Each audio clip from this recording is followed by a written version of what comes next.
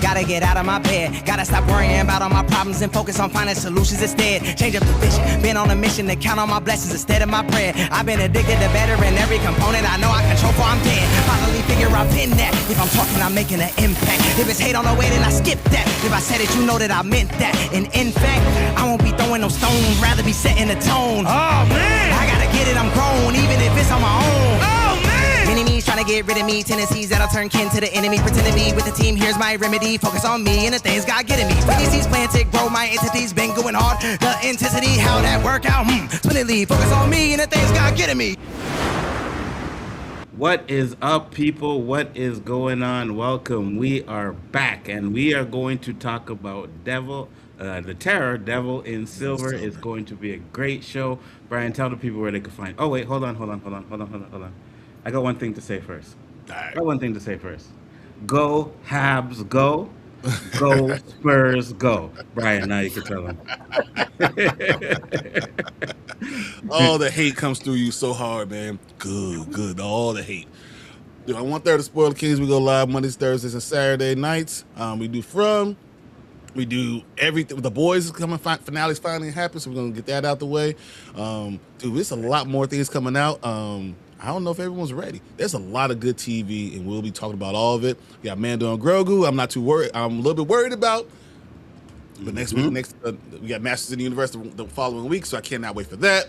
Then Scary Movie 5, or whatever one, Scary Movie after that. Yeah. 6? Yeah, 6, I believe. Something like that, whatever number it is. We got a lot to go through. Jen, what's up? Tell the people where they can find you. You can find me on the Scene Invaders channel with Real Cinema Therapy and Sci-Fi Vision covering Widow's Bay, From, and a little bit of Dead City and whatever else we find that we like. And right here as well. So just so you guys know that. Dead City is going to be fire. I cannot wait for that to come on. But we are here to talk about the Terror, Devil in Silver. I want to get you guys' overall thoughts on it first. Brian. Fuck this show. 100%. So I'm sitting there watching it, and I'm like, man, I'm into it. And then they do some crazy stuff, and it makes me so angry that I pause the show. And I wait like 3 seconds, and I hit play. Because I can't keep on watching to see what the hell's going on. So it's really good. I'm really enjoying. I enjoy a lot of the actors in the cast. The cast is phenomenal. Mm-hmm. I'm worried that they're going to start dropping like flies, and I'm going to miss them. That's what I'm worried about right now. Well, I'm almost convinced now that we're kind of losing Donna next week. So I don't know. I'm trying not to think about it, but I'm kind of getting on that point where you guys are kind of convincing me, and I'm still not gonna go for it. Jen, your overall thoughts though. What's good, Tony? What's up, brother? Tony. What's up? So I really loved this show. I really kind of liked. So this is based off of a novel, and it's an anthology. There's only 6 episodes, and there was another Terror series before. That was all right, but this one I found even more gripping, and it kind of just starts off like running. It's really quick the way the pacing is. You kind of like just get right into it, and there's a lot of like shock value in there, and it's got this psychological terror. I'm really loving it. The cast is great, and it kind of just leaves you guessing and wondering in this whole mystery. And I like that it's around mental health because that's such a like relevant topic right now, and it kind of really focuses in on like that healthcare industry. So it's got relevant topics, got a great cast, and it's got that whole mystery thing that we all love. And it starts off with, all this crazy kind of shit and a dead body in the beginning. I'm sold. That's the thing that freaked me up the most. Because I was like, this shit could happen. And this is the way the law works. And you get stuck in there, man. If you don't get all the check marks, boy, I would have broke out. I would have burnt the whole place down. It would have been all over. Yeah, it's in New York, and I'm from New York. So, I mean, it's in the city. I'm only like an hour and change away from it. But there's other facilities that have been abandoned that were insane asylums right around me where I am in the counties, and I've driven by them and they're haunted. They've been on like Paranormal Hauntings and Ghost Whisperer and whatever other ghost hauntings, like other shows that you see on like Bravo and these other channels. So to me, this was like right on my alley, because I'm like, this shit could be going down in my backyard without me even freaking knowing it. It could be right around the corner. So this shit kind of like hit. I'm like, this shit could be for real. Like, I don't know. I'm just saying it could actually No, happen. And it's you want to just one like go to church and pray. Exactly. 100%, especially like you said when we talk about the mental ill stuff. Like you could see how someone like him who you can see has anger issues and stuff like that, right? But he's not mentally ill. But how you can Right. get in there and be conceived mentally ill, it's crazy. You know what I mean? So Hey, we Yeah. Lonzo, what's my rule? Like, I'm not afraid of much, but if it's a ghost, Wow. I'm there to fight you. If I can't fight you, then I'm losing. I'm good. I'm out. Yeah, I ain't dealing with no ghosts either. 100%. Let's get into Yeah. the episode real quick. We got some stills up here. That way we don't get any copyright claim. So we'll just go through the stills and we'll talk about some of the stuff that we see in there. So let's do it. Thanks for putting the stills together. So, well, hold on. There's like 117 here. That's a lot of work. So good job on that That's one, what right? you do, because when you do it enough, it goes fast enough that you can explain stuff. It works. I'm all for it. I Yeah. got you. And it doesn't seem to be changing the stills on my thing. Hold on, let me see. I might have to do the videos. But the episode starts off where they're cleaning up a bed because we have a dead body. And what were your thoughts on the opening of it? So to see somebody running away, like we see like Josephine, right? One of the nurses, and she's like kind of frantically running down the hall to tell everybody that this guy's dead. That is such a hook right there for an open scene because right away you're like, what the fuck is she running from? Where, like, what has her so frantic if she's a nurse and works there and is used to old people passing? This situation that much more terrifying that she's like anxious on alert and terrified. So I was like hooked to see what the hell she was like looking at and who she was about to go tell. And then the color scheme of everything's kind of like dark and ominous the way it looks. So it right away looked like some horror sci-fi shit right up my alley. And I liked this perception. It shows like the can't like these mirrors in the hallway and they look like eyes that are watching. And as we get into the show, we know that there's some malevolent force, some evil, some shit that's there that is no good. And it's watching you and it kind of knows what's going on. So I kind of like that the cinematography, the way it kind of showed that mirror, it shows it from both angles, watching as she runs down the hallway, just kind of seeing how she's going to react, right, to this dead body that clearly did not die naturally. That's for damn sure. Absolutely. Brian? Kind of piggybacking on what Jen was saying. It's almost like we are a third person. First, you're thinking like you're the audience, so you're like a third person in the room, like that point of view, right? But the more you get into it, you're thinking maybe I'm seeing it through the eyes of the killer, the person, the thing, the entity. So now our point of view could be coming from, when it's up high, someone who's looking down on the cast. It's looking down on the scenes. They are doing a really good job with the camera view to show, where you're looking. You're looking at the point of view from the person we're talking about, the main character, or we're looking at that for the entity that's coming in, or from down below, as in there's things that you don't see from underneath that's more eye-opening. So in the characters themselves are really just they're distinct. You want to say, are they crazy? When I see CCH Pounder, I love her. First off, she is like one of my favorites. And I see her there and being different because usually she's a doctor that's very positive. Being on the other end, and then you don't know who's understanding what this place is, who's on one side or who's on the other. I don't know. I know that we're going to see some depths. I know. I think that people, as we go along, are going to continue to die just like that cop. 100%. 100. And we see in like just the beginning alone that they're not phased by the death, right? And we learn later that Breaking the arms, breaking the legs. So bro, Oh. I was like, wait, why don't you just turn the body on its side? You know what I mean? Just turn it on its side. You'd be able to get it through easy like that. But they're like, nope, we gotta snap the legs. So the guy snaps the arms, snaps the legs, and just the bone crushing sound. I was like, oh, okay, this is what we're getting into, right? Not to mention the fact that they don't really tell you or show you how he died, but they kind of hinted that he couldn't have done it to himself, right? That's where Right. it's like, okay, we're getting into some serious supernatural stuff in this show, and I am all there for it. They show the bed with the blood on the bed, and they Did changed they the say that he sheets. tore himself apart? That's what he said. Yes. He tore Yeah, himself they, apart. yes. And right there, right off the bat, I saw some similarities to From. I'm like, oh, this guy tore himself apart. I wonder if Sophia got to him first, right? I love how they don't show you what it is because that just like Hmm. heightens the suspense, right? That kind of just makes you wonder. All you really see are his limbs like stiffened and with rigor mortis already stuck like set in, and he is in a weird ass position, like he is like reaching out like this with the hands all crumpled. So you could only imagine. All I could think about is From like his chest cavity must be ripped open. That's Hmm. probably over on the side like his organs would pull out. But it just leaves you thinking that there's something wrong with this situation. And you're right, they're way too comfortable. What is it, Nurse Hmm. Chris and Scotch Tape?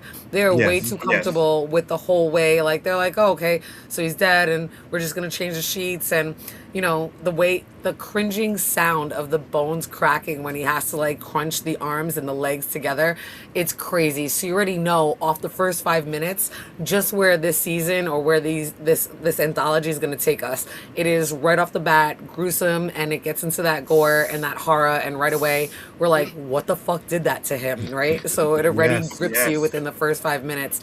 I love that. Me too, 100%. And now, when they do the bed, they don't even clean the blood off. They just flip it Flip over. the And, mattress. you know what I mean? Like, Yep. you don't want to be the one sleeping on that mattress, you know? But then we get to, and I'm sorry, I will butcher names and not remember names. But what was this guy's name again? Pepper and the daughters That's Isabel. Pepper, that's it. Thank you. And Pepper, he's talking to his stepdaughter, and he's trying to get drums, and he actually goes out and he pays for the drums, $4,000 for the drums. Now I knew there was going to be an issue the minute he pressed send, which he done send, right? But they're kind of showing how he cares about his girl and his daughter, and like he's respectful for the relationship. What do you guys think about his relationship with the wife and daughter? I think he's really helpful, right? And he makes that statement later on. He's always trying to help. Like we see him like clearing out this house. We see him wanting to help out the kids in the neighborhood and give them something to do. He doesn't really have like some type of trade or anything really, and he's trying to figure out what the fuck he can do for income because he wants to support his family. He really wants to be there and do the right thing. So you see him trying to figure out some type of hustle, right? So he's like, oh, if I get some drums, I can give some lessons. So you see him trying to invest in an idea. And it kind of makes me think like he's probably invested in ideas before that have Yep. flopped and he's lost out Yes. in life, and he's had like this string of bad luck. That's the kind of impression it kind of gives you. And he's really lucky to be with Marisol and her daughter because you can tell like that's a come up for him to be Hey, that's a dating her. super come up. I was like, bro, you don't deserve to be anywhere in that Right. damn room. Word. When you Facts. see what you look like, I'm like, that's you lucky boy. You better kiss the ground you walk on. 100%. That's why you say when he said, "Yeah, we're gonna come home and talk about the drums," you go home and talk about the drums. You don't buy Hell them yeah, things you don't yourself. fuck this up. I said, you no, know? man, you got lucky. You slid in. You need to make sure you were Word. staying. No, man. Look, money is the Absolutely. number one reason why people break up.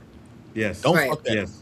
Yes. And Now. then it takes you to this letter here though, which makes you think like, Mhm. who's Antonietta? What the hell's going on? What's he got on the side? What secrets is he keeping? Because you're right, he slid into a good spot and he's got to stay there. But clearly he's got some like secrets. With all his good intentions, he still has some skeletons in his closet.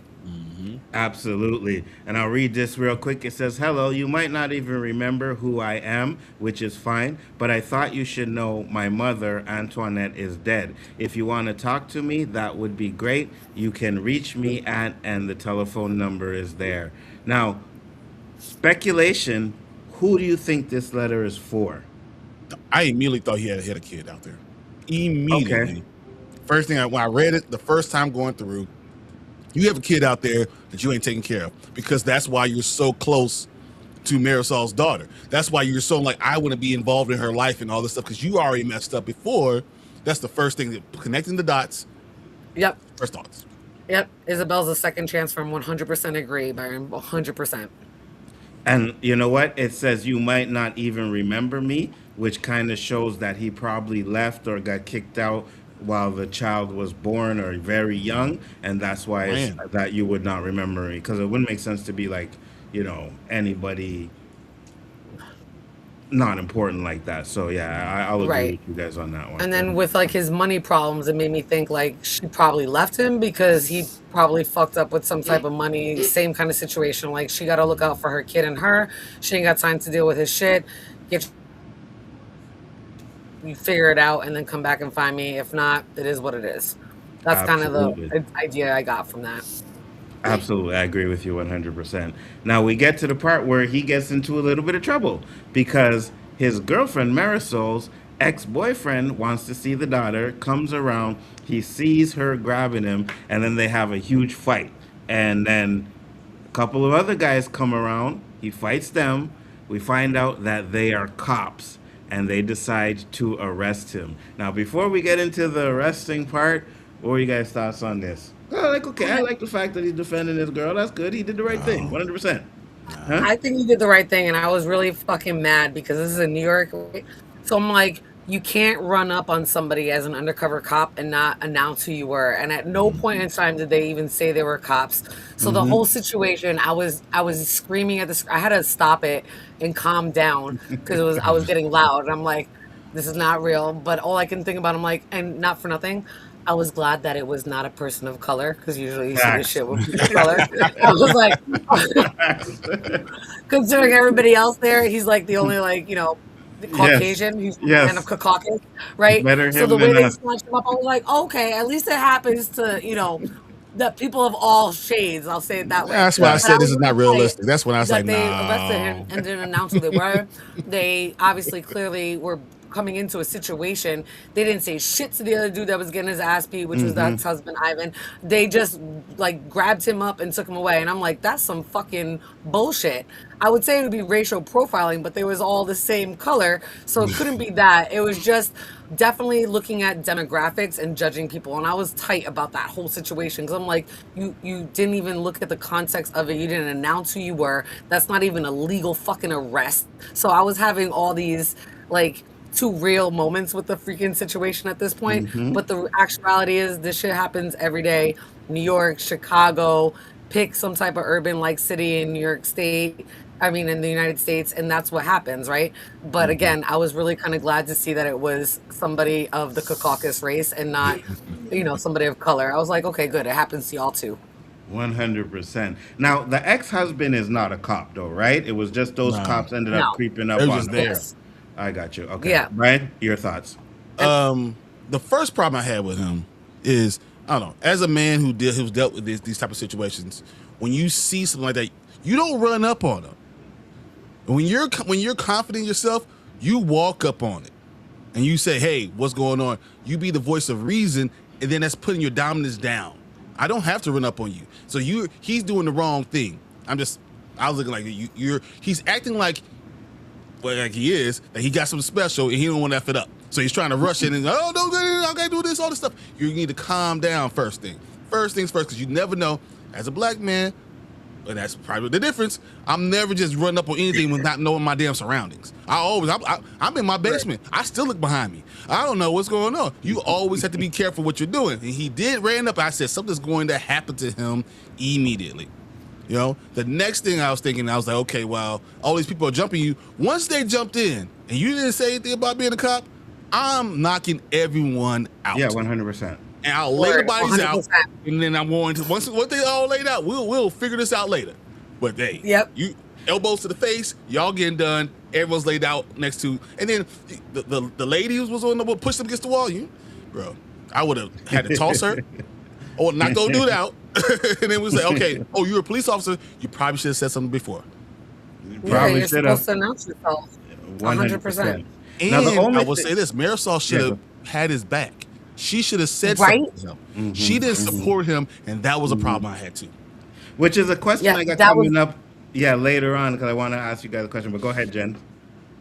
no, that's exactly what I was gonna ask the same question. I'm like, that I already knew. I'm like, she didn't have his back and the way she was looking at him, I'm like, she ain't gonna come bail his ass out. she gonna leave him. I'm like, Facts. this is she ain't got time for this kind of shit. She's not like your ride or die kind of chick.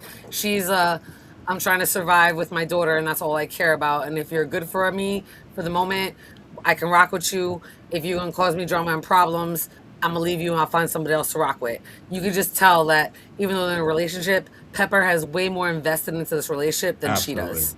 Absolutely. Now, I agree with you, Brian, about the walking up, but I think the minute he grabbed her, that's when you step in, and You that's when say, you hey, stepped hey, in, hey, right? hold up, hold up, Nah, hold up. no, Now no, y'all no. getting on. I'm putting my hands. But yeah, again, I don't ever feel like I have to rush. You have to be careful, but because I have a little girl there. That's what when you have a little girl, I have to make sure everything's okay. I don't know if dude, I'm running up on the dude, I'm gonna get stabbed because I'm putting the pressure on when I shouldn't be. You know, it's nothing that's going to happen in that last 2 seconds because it's not like it's unknown. It's not like she's getting jumped. It's not like she's getting mugged. You're Right. Yeah, there. You're able to support and you're able to figure it out. I promise you. Like I've been in this situation. You don't run up. he could have been abusive, you know what I mean? Uh-huh. Anything like Yep. that. So at the end of the day, the minute if you're just having a conversation, that's fine. But the minute you put your hands on my girl, nah, Say that's on something. and popping. Hey, All whoa, shit whoa, is whoa. off. Let's look. It's on Let's and popping. understand. Me and you are gonna have a conversation. That's on and And popping. There's no I got this little conversation after girl. that. I got There's this no little girl, conversation man. after You that. can't put the girl, and that's his problem. He wasn't thinking about I'm putting the little girl in the best situation. Because if you really want to be someone's stepdad, if you really want to do that, you need to be thinking about the daughter first, and I agree. then her. And that's I agree. why you have to put them away and then handle it. And that's But you why. want. That's just me, though. I mean, I feel you, but for me, I'm like, no. Once you put your hands on, then for me, all games are off, right? You know better than to put your hands on anybody. That will show me Right. that he was probably an abusive dude as well, right? Because if he was Oh so yeah, easy to yeah. grab You her up told like him that, nine yeah, yeah, times. You know. Yeah. yeah. Right. No, fuck this guy. And But and you go can ahead, then. tell you can tell like Pepper had a problem with it because as he's punching him, he's like, "You don't deserve her. You don't deserve your daughter." So a lot of that is really how he feels. Like he Mm-hmm. just needed Mm-hmm. an outlet to like hit and Mm-hmm. like let off. Mm-hmm. And you can Mm-hmm. tell this has been building. He's probably wanted to knock this motherfucker out before all the shit that Mm-hmm. he's been causing Marisol through.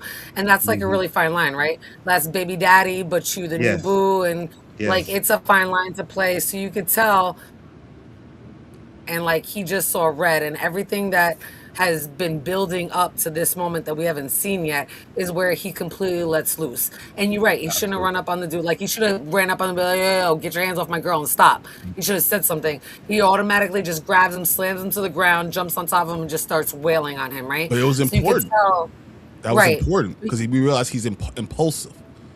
Right, and you And can and, see and he's trying to also continue to impress Marisol because he knows that she's out of his league. He's trying to keep her any way he can, and by defending her, he thinks he'll keep her. right, and that's where I will agree with you guys. The actions that he did were not actions of someone who was thinking right properly. He went out there. Now, for me, I don't care who your ex is. I'm not gonna be jealous of your ex or worried about your ex or anything like that. I'm with you. Fuck your ex, right? So for me, if I'm going out there, I'm not going out there because to beat his ass up because you're the ex. No, I'm just don't put your hands on my shit. That's how I feel about it. But yeah, he was emotional, and that's where the problem came in. Absolutely. Now he gets picked up by the cops, and the cops are in the car and they're debating on whether they want to take him to the precinct. One cop says he wants to take him to the precinct, whether the cop says, nah, we're going to take him over to here, which is the insane asylum.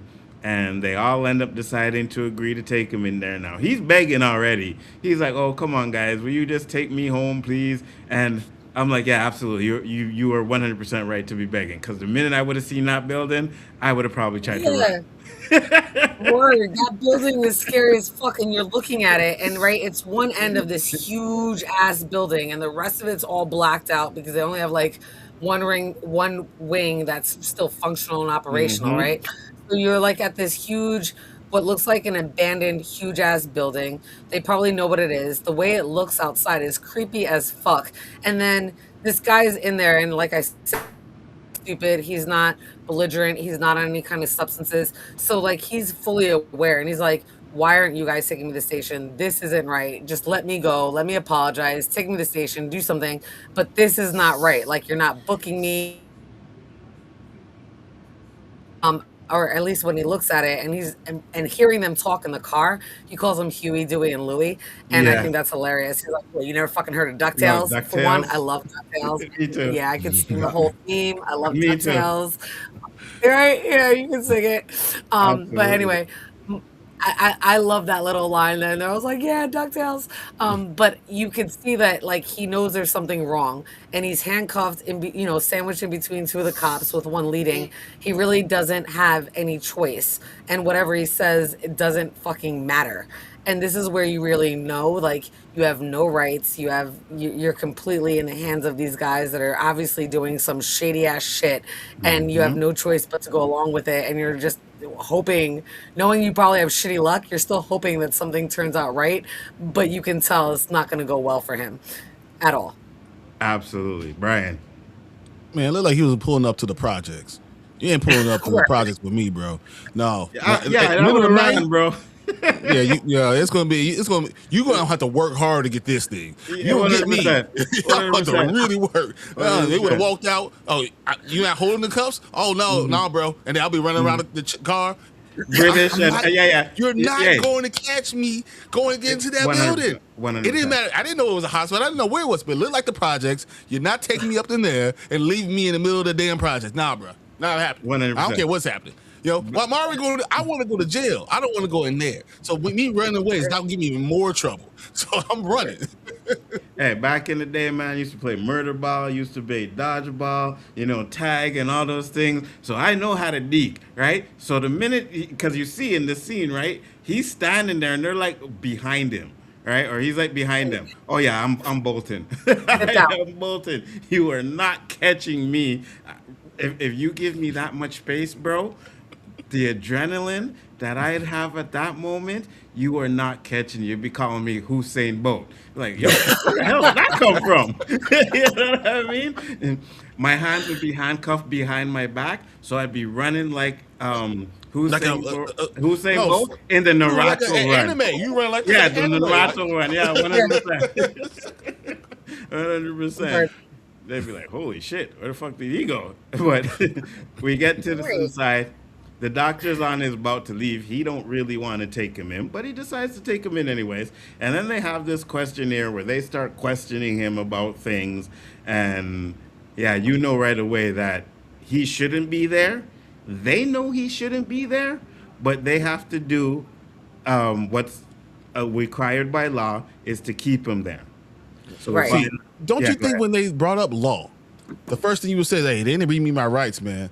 No, you're not allowed to take me in here. I'm starting bringing up my own rights. Like, hey, look, you didn't read me the rights. I didn't get a right to a counsel. I didn't get a right to a phone call before you're doing any of these things. It doesn't meet any of the requirements. So what I promise you is if I'm stuck in here, I will talk to a lawyer and I will come after you guys. My whole phone call is not going to my girl. It's not going to my mama. It's going to a lawyer. I'm going to find a lawyer because this is not happening. So I want him to know that I'm thinking. And if you taking me in, all y'all going. I'm taking all y'all down. 100%. And Now, that why? actually, Yeah, go ahead, Jen. that actually pissed me off because he's sitting there and he winds up telling, he's like, I'm a helper. This, and he tells everything that kind of happened. He's like, and these guys just rushed up. I didn't even know they were cops. I'm like, why are you not saying they never read me my rights? I had no idea. I'm like, he kind of just like mulled over it and told the story. I'm like, he didn't focus on anything. I'm like, that's how you can tell, like, despite his bad luck and his circumstances, he definitely still has like white privilege because he doesn't even think to fight for his own rights. And I was like flicking. I was like, why didn't you say that? When he's like, oh, the guy was resisting arrest. Blah, blah, blah. I'm like, you should have been like, and you never identified yourself. Anybody that sits there and puts their hands on me, I'm going to defend myself. You didn't tell me you were cops. That's not resisting arrest if you didn't identify yourself. Doesn't say any of that. I'm like, oh, so you definitely ain't from the streets. So because we know, right? We know what to You ain't say. catch Like we me, know bro. our rights. So that part kind of like pissed me off, and you could tell like they're just letting him talk so they can find whatever he says and twist it to hang Yeah. himself. I Absolutely. refuse to make any statement. I don't have a lawyer here. I'm not going to tell you anything. I don't have to do anything. I have the right to remain silent, even though you didn't use those rules. Thus, I'm going to sit here. Right, because he does make a stupid mistake too as well, right? But first, before we get to stupid mistake, he keeps hearing this sound in the ceiling, right? That's why he's looking up in his picture, because he's hearing this like crawling around up there. Now, I don't know if anybody else in the room is hearing it, but I mean, they've been there so long. If they are, they probably are hearing it too and just are ignoring it, because we do find out that a lot of people do know that there's some crazy shit going around in this asylum, right? But there's a Right. part where they find the paper. They ask him about the paper. He doesn't want to talk about it. They crumple it up, and then he makes a sudden move and goes for the paper. Bro. That was the white privilege moment. Because at all Right. times, I don't know, every black father I know has had a conversation with his son. Hey, when you get pulled over for the No police, sudden moves. no sudden movements. No sudden Everything in your moves. hands is right. Hey, I'm going to go reach into my pocket.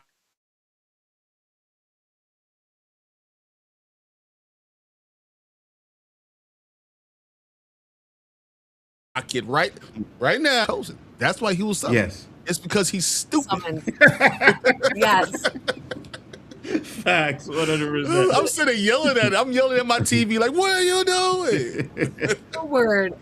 Now we see a Same pic- thing. I'm like, what are you doing? Why would you try to attack him? What is wrong with you? And then not for nothing, like we saw that you had an attachment to the paper, but you wasn't that angry before. Like out of all Yeah. the moments for you to like come out and lash out now, like Mm-hmm. what? Why? Why? I You don't Why? know. a chance. Can I have that paper back, please? Right? Because even a slow sudden move, if you black, they beating you, right? Oh, he reached for something. You know what I mean? You got a gun. No, I don't. Yeah, my hands are handcuffed, but I reach for something, you know? 100. So you don't even make And it was those crazy. moves. It was crazy because Scotch Shape is a black man. He gets in his face, he's like, "We're not doing that shit here." I'm like, "Dude, you should be on his side." I was like, "Where's the riot?" I'm like, "What are you talking about?" 100%. But you can see like how people, despite whatever their culture is, they're tied to a job and that the almighty Because- green dollar. Yeah, 100%, because he does say Explains the amount himself. of money he's getting. You know what I mean? He's like, hey, If I'm a physical therapist, I make $8,500 a month, bro. Mm-hmm. For $8,500 a month, you know what I'm gonna do to you? Whatever they facts. tell me to. Word. pretty much is what he's saying. Now we get to see this picture on the door, and this is one of the original doctors that worked in this place, and I don't know if he's in a demon or if some entity took over his body or whatever. But what do you guys think about? Because I know we're gonna find out. But what do you guys think about the doctor? I want to hear theories. So as soon as I heard about Dr. Walter and knowing that he works in the insane asylum, there's a part in the scene later on where we see Coffee and he kind of explains the chicken and the egg theory, and it's kind of the same question that you're asking now.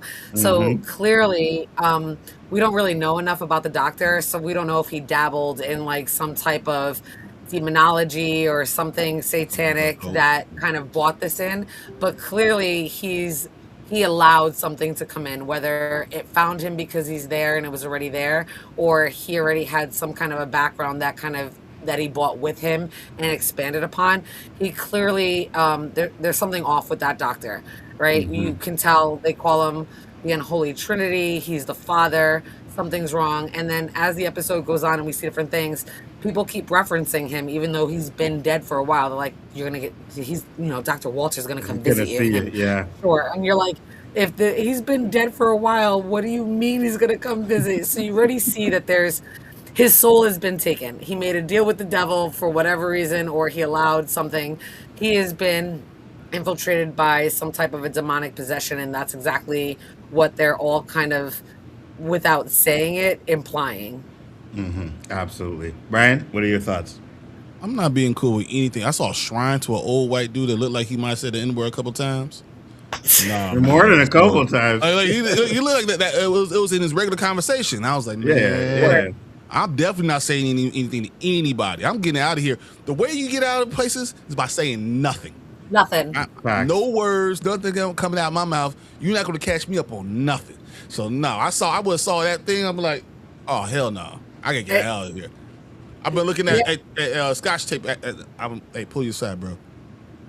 Hey, if you thought I was doing nothing in Fromville, I am doing absolutely nothing in here. You know what I mean? I'm not talking to nobody. I don't want to hear what anybody has to say. Just give me my 72 hours because we find out that he's supposed to stay in there for 72 hours, right? So give me my 72 hours and let me go. Now, do you guys think that, because I know they mentioned something in the show, but do you think that maybe it's possible that there was just so much bad shit going on there that an evil entity ended up like possessing it or something like that, and not that someone actually summoned it or something like that? What do you think? I originally thought that, like with the egg, but then when I went and rewatched it, the fact that Dory says that they were summoned makes me think that something was already there, even if it was invoked Mm-hmm. because it was recognized that it was already there. Something had to already have been there, even if it was dormant and somebody decided to say some type of incantation or some kind of demonic ritual to bring it back out, or somebody realized that there was some demonic entity there and decided to do things to kind of awaken it. Either way, I I'm starting to think that there's something already there, or somebody bought it there from way back before Dr. Walter. And it just kind of Mm-hmm. infected Dr. Walter and this place. And over time, it has grown and built and taken over the building. I like that. What's behind this door? The devil. The devil in silver. That's it. That's the whole point.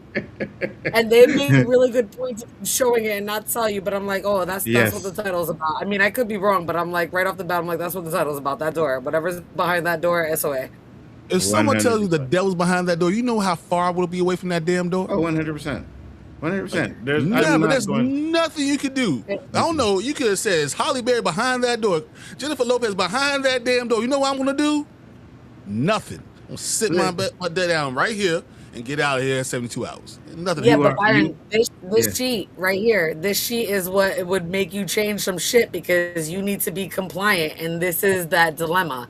You Nope. don't want to do shit, and you want to just ride out your 72 hours, but you got to take all these pills, and you got to do whatever they tell you to in that 72 hours. You need to be Okay. compliant. That is the fucking catch 22. That's how they get you. That's the manipulation. It is. You have to comply no matter what they say. Take Hmm. whatever pills. They have no idea what you're. They didn't do like a history intake on him. Hmm. Have no idea what he's allergic to or anything. They're just like, take these pills. 72 hours. We find her that he sleeps more than 72 hours, and he's still stuck there for non-compliance because in his 72 hours of sleeping, he didn't take his medication, and that's being non-compliant. That's some bullshit. Take me to the 100%. judge. Take 100%. me to the judge. I don't care. I'm not taking out a pill. I'm not doing nothing. You know, you gonna put something in my mouth, tell me I got to swallow? No, no, this ain't prison. This is not. You're This is funny not because happening. This is not going down like that. It's just not. you're funny too because I would have been like him. I'm like, all right, so I need to just take these pills. That's fine. Now, the minute I take the pill and I wake up and I find out, like he does, we find out that he's been there long, and then I'm like, okay, you guys are never planning on getting me out of here, so fuck your compliance. I'm gonna find my other way out of here. And the minute I had them fucking keys, bruh, those keys would have been like, I don't know. He had them in his hand when they, and we'll get to that, but they have them in his hand, and then when they rush him, if they fall out, nah, them keys would have been in my pocket somewhere. You would have never found out that I had them keys, never. And then when I can, I am getting the hell out of there. After the But first night, I'm holding someone hostage. hmm, You taking me to prison for real? Because I'm not staying here. facts, facts. So he takes the pill, he passes out, right? And during the night, he hears some noises, and then a body stands over him with his his throat cut. And I can't remember, but is this the part where it said like you've been chosen to him the first time he heard You've that? been summoned here. You've been Yes. summoned, Blood is right? Yeah. hitting him in the damn forehead. That's enough for a fight or flight. I would have got Yeah. up. Oh, 100%. I don't know how he like there so well. I guess because he was probably high. Medication, The I think he medication, couldn't yeah, move 'cause he yeah, saw him like falling and like yeah, walking yeah, towards the room, like falling down.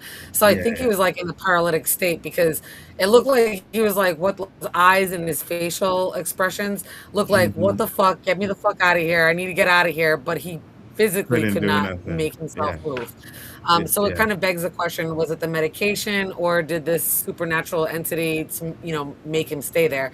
But either way, he sees this freaking obviously dead guy come like out of the ceiling, out of this hole that's still there. And it is freaky as hell. And he doesn't know what to think or do. And he can just only sit there and deal with it.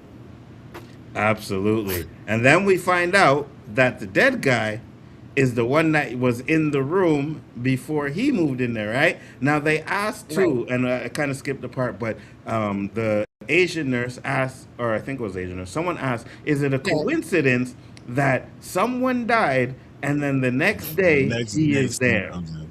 Mhm. You know what I Dory mean? asked that. Dory Dory, asked right? that Yeah. of Nurse Chris, right? And she's like, "Don't you think that's a coincidence?" And that's where she gives us the line that New Hired Hospital is hungry, right? So Hmm. you already know that there's some entity that's taken over the building that obviously wants people. And I like that it kind of made that connection right away because we were already thinking that, especially us, that we're into From. We're so used to these kind of deep Hmm. dives and making connections and looking for things. But she kind of spells it out. And the way like nurse Miss Chris or whatever kind of brushes it off and sends her away, you can tell that she knows something but she's too afraid to talk about it, and we kind of see that later on because she's confronted by Scotch Tape about it. But she kind of Yes. blows her off and she's like, what, don't worry about it, like that's not it, it's just a coincidence, kind of brushes it off that way. But it makes you think, especially because we watch From, right? If somebody Hmm. dies in From, we've always seen somebody else come into the, a new person Yep. come in. Needs to be a balance with the numbers or just the people there. Hmm. So you kind of almost see that same thing. Like somebody just died, a new patient is in there. There must be some kind of a balance. And as we're going through, you can kind of tell that the entity likes this guy. He likes Pepper. Yes. He likes Yes. whatever Pepper is going to offer the facility or this entity, or that this entity can feed off of, whether it's hope, fear, whatever it is. The entity's happy to have Pepper there because it's satisfying its needs. Absolutely. And let's be real. So far, anybody that we've been introduced in this show, they don't seem crazy, right? They don't seem like they should be there. You know what I mean? It seems like everyone is Right. summoned there, forced to be there, or whatever. It's not like a real crazy asylum where everybody's like just talking to themselves and stuff. So that's interesting. What were you going to say, Brian? That would have been something that freaked me the hell out if I open my eyes and then there's a black dude right in front of me and it's not a mirror. Oh, I'm punching. I'm punching. Like, bro, like you didn't know the blackness in you didn't let you know that you shouldn't be in my face when I wake up. Oh, bro. The Scotch Tape, he's looking for quarters. He's begging for quarters because he wants to make a phone call, and we find out who he wants to make a phone call to, which is to the President of the United States. But then we go to the book club where, it's a mandatory meeting. They have to go to the book club. And as they're in the book club, Pepper hears some noise. And all of a sudden, this body falls from the ceiling. He jumps up. He starts screaming. And then we find out that there was nothing there. Right. Go ahead, Jen. I love that this is a hallucination. It's a like continuance from what he saw before, because he clearly Hmm. passed out. He sees this hallucination. He it looks like it's real, but everybody else just sees him freaking out. So it kind of gives Hmm. him confirmation that something is wrong, whether it's a drug still wearing off or he's seeing something. But I kind of liked that he had this hallucination and no one else saw him, because the entity is really fucking with him, right? Yes. It wants to make him look crazy in front of everybody else so that they can get him to stay there. They can, extend his stay from 72 hours. And after he has this freak out and he's like, get me out of here, and he kind of realizes there's nothing there, that's when he realizes that it's Tuesday and he was supposed to get released on Monday. So he's like slept past this. Now he's having this hallucination. You can tell that the entity is fucking with him and making sure that they manipulate him to stay longer because it likes him. But he has no idea. He just thinks he's seeing some crazy ass shit. He doesn't even know who that patient is. We do, as the audience, know that that's the guy from the very first scene, the Yes. first couple minutes. But he doesn't know. He just thinks something is wrong. Whatever meditation you gave me is making me see some shit. So to Mm-hmm. him, even though he hears some creepy shit, he still can blame it on the medicine, right? He doesn't really know exactly everything that's going on. And he gets really angry when he finds out it's Tuesday, and he almost forgets that this entire hallucination happens. He goes running Mm-hmm. down the hallway, he finds the doctor, and That's he's the like, "It's doctor. fucking Tuesday. You said I only had 72 hours." And we find out that because of non-compliance of taking medication because he was sleeping, that he's stuck there now for even longer. And then on top of that, he just assaulted the doctor there. And Yeah. as this whole shit is going down, who The happens to cops be come coming in. in to check? Yeah. Fucking same cops just happen to be there and come running down the hallway. And the same guy that jumped in to begin with in the fight to begin, in the beginning, that sprints on the hallway and like slams him to the ground. And it was just, it was almost like a repeat. It was almost like Groundhog's Day. Like he was reliving it again, even though he's in a different location. He's reliving the same thing again, right? Like out of context, you Mm-hmm. don't really. He's not really assaulting the guy. He's grabbing him up because technically you've kidnapped him. You've held him there longer than he's supposed to. You're giving him some bullshit. And because he's dealing with the situation, obviously not in the best way, he's caught out there again by the police, and it makes it look really, it looks really bad for him. And yet again, shit out of luck, bad luck. And he's going to have to stay there for longer now. So I got a question for you guys, right? First, Brian, you go and talk about what you're seeing, and then I got a question for you guys. No, I mean, I think once again, this is why I say he's impulsive. That's why he was the right person to choose. He moves too fast without thinking. This is where everything we saw with him. He's get rich quick schemes. Everything he does, he moves too fast, but without thinking. So that's just who this character is. This is what we're going to deal with going through in all these episodes, and that's his problem. He's going to have issues every episode because of these things. That's I kept thinking, like, why are you making these moves where they can? Your first thing should have been, where's the judge? Where's my lawyer? Mm-hmm. If it's 4 days, and then my second question was, DP. If I'm asleep for 4 days, I gotta pee, right? For real. But you know what? Here's the thing, though. I'm going to say, because you make a good point, right? Now, I get it. He loved Marisol and stuff, but that's not the first call I'm making. Yep. I'm calling a lawyer or some kind. I'm like, hey, you know what I mean? Like, you need to come and check me out over here because I shouldn't be here. You know, like, I'm not calling my girl first. I'm trying to get out of here first because he's calling his girl and he's getting no answer, right? And there's a scene where I'm going to ask you guys if it was really her or not. But the question that I wanted to ask was, we see that there's a lot of people in this place, right? Mm-hmm. Why do you think that? Because you see Scotch tape, shows he has bruises on it, so the demon messed with him. No, you saw coffee. Coffee has Coffee, bruises yeah, on sorry. Yeah, coffee. Right. Coffee has the bruises on him, right? So why do you think the entity is taking liking to him, and why hasn't it killed, like, only one person that we've seen so far, right? Why is it not, like, messing with Coffee or anybody else right now? Curious to know. His new meat. He has a new meat, I guess. Some people like dark meat, some people like white meat, man. I'm just saying, he's the new one, and they're looking at him, and he's stupid still, and he's impulsive, but him attacking him allows him to stay longer because he's so impulsive. He knows, obviously, he's reading the person. He understands if he's being summoned, he's reading him. He knows what he needs to do to get him to stay. And that's what he's doing. Right, but now we have to figure out why was he summoned. You know what I mean? Any thoughts, Jen? Yeah, the only thing I can think of is because of his impulsiveness, like Byron said. Like, that's got to be the only reason. Because obviously, if he's impulsive, you can manipulate him to impulsively do something to release you or get you out as far as the entity's concerned. But it likes him. And it also might just like the fact that because according to us, he doesn't really challenge the system like that, but he is challenging the system in the show. So maybe that challenge is what the entity feeds off of. We really don't know what it feeds off of and what it really wants and what it likes, but it clearly likes him. It summoned him. There's something about his goodwill, wanting to help people, but still having this bad luck, bad decisions off of impulse that obviously attracts the entity, or he's attractive to the entity because of that. That's the only thing I can think of. Like, he's obviously trying to come up in the world, and he continually makes bad decisions. So the entity is like, I can fuck with him. I'll take it because he's always going to think that he's got hope and can do something different, and he'll always try to figure out a way, and I can always just break him. And we see that later on in episode 2 when one of the characters tells him, "This place is trying to break you. Don't let it break you." Again, reminding me so much of From and Boyd, right? But he can't be broken, and he obviously is not compliant, right? He doesn't have this compliant.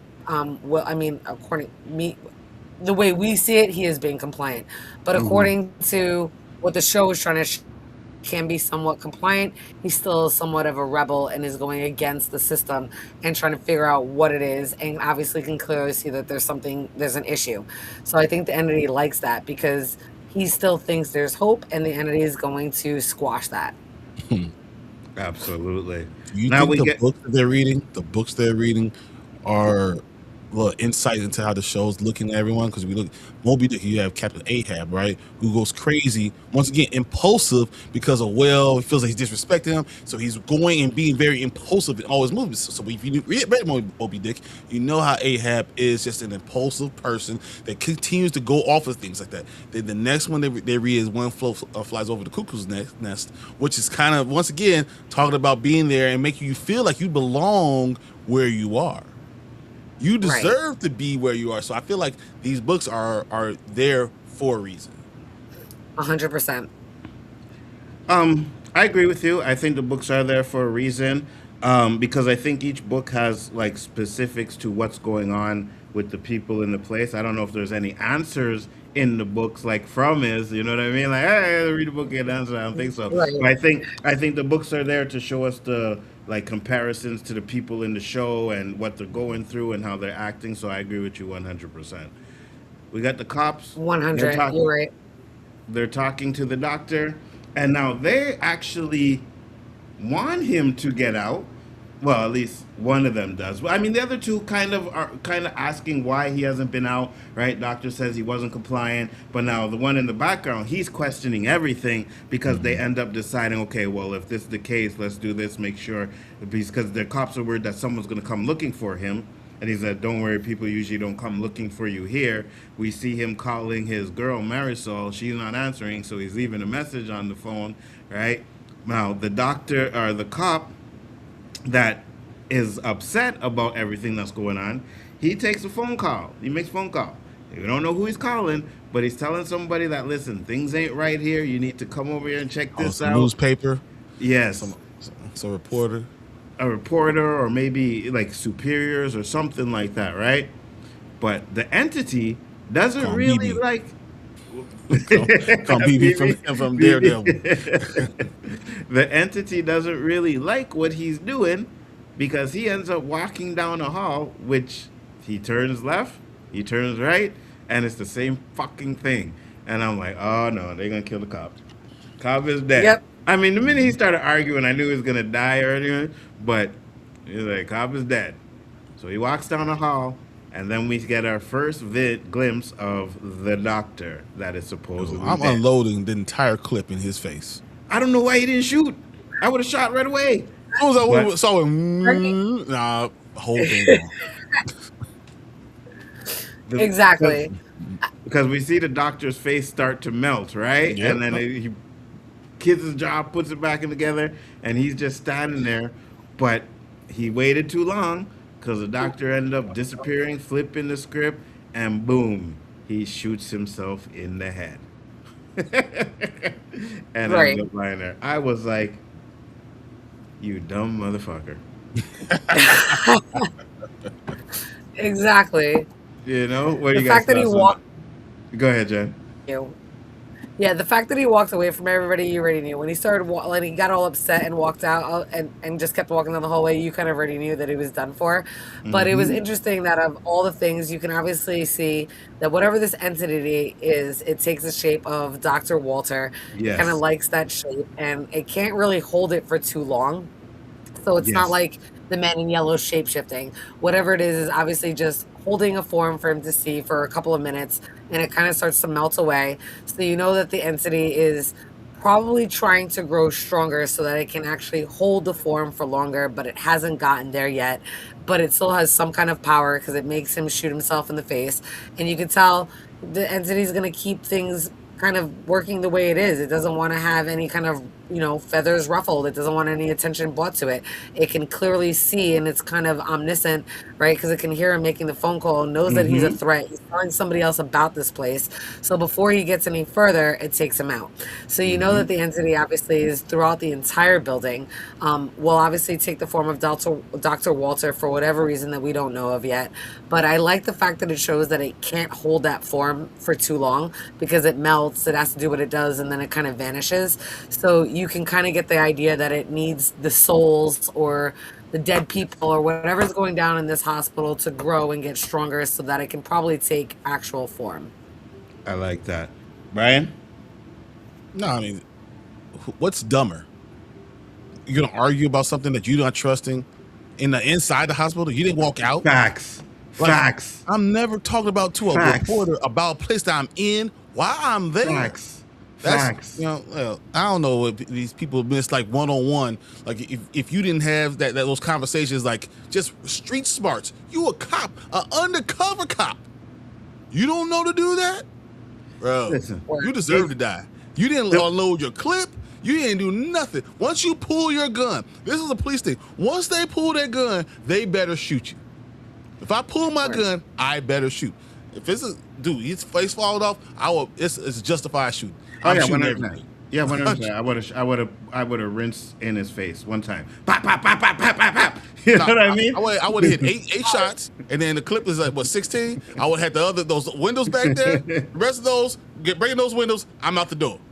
That entity could have disappeared, and I still would have been busting shots. All right, I'm telling you. All right, every turn around, I don't know what's in front of me, behind me. I'm just busting shots. I don't care. I'm getting out of here. But you're right, because he was obviously seeing something was wrong with this place. I wouldn't even have stepped foot in that building. Nope. I'd have been like, no, you guys go in there, handle it, I'll wait in the car. I'll keep the car warm. All right? I'm not going in there. I'm not doing that. No. The ghosts are two different things. We ain't messing around over there. But I feel that way. this is how this episode ends. Let's get the grades in the episodes, and we'll move on to episode 2. Jen, what's your grade for this episode? I thought this was a 10 out of 10 for the horror, the way it set everything up, the fast pacing. It kind of just really got to the point, even though we didn't get too many answers. It kind of gave us a lot of reveals. So I thought for a pilot episode to hook you, 10 out of 10. I was hooked from right in the beginning, and then the pacing didn't let up. And I liked that it brought out these different mysteries. So I was really good with it. I really liked it. 10 out of 10. I absolutely too. Brian? I was questioning this thing, man. I questioned every character in here. And that's what made me give it out 9 out of 10, because I was pissed off. Because every single character in this pissed me off 100% of the way. Like the doctor, the cops, all of them. You know, it doesn't matter who I'm talking about. I'm talking about Coffee. I'm talking about Pepper. All of them. I'm pissed off about everybody. I was like, look, there's no way they would have held me down. And all you guys are being stupid. So you need to cut your mullet off and figure out some stuff and start acting like you got some sense. He feel like, for me, it felt like he hung out with black people before. So he should know how to get out of this situation. That's just me. You know what? I hear what you're saying, but I think Marisol may have probably only been the first black person he hung out with. You know what I mean? You got that black girl magic. That's why he was going all crazy like that. But she is 100% Puerto Rican. Yeah, yeah. Puerto Rican, 100% Puerto Rican. At one point, though, they do. I don't know if it's in the first episode, in the second episode. I think it's in this episode when he kind of no, I think it was in the first episode when he wakes up after the 4 days. He sees a little boy in a high chair, and I feel like that's Anthony, right? That's his kid. So I'm like, all right, you obviously dabble in the dark flesh. You whatever, because that kid was definitely mixed. That definitely was not a white child. Yeah. Right. So I was like, all right, you definitely dabble in minorities. You should know that they don't take no bullshit. If you're gonna say you're gonna do some shit, you better do that shit, and that's it. 100%. I must have missed that. They showed him see a kid. When did they his show son? When he wakes up. The first time after the drugs? Mm-hmm. You see a kid in the corner before his eyes are all cleared up. And he sees him sitting there. And who is that? You find out it's his son. So, really? Huh. I must have missed that part.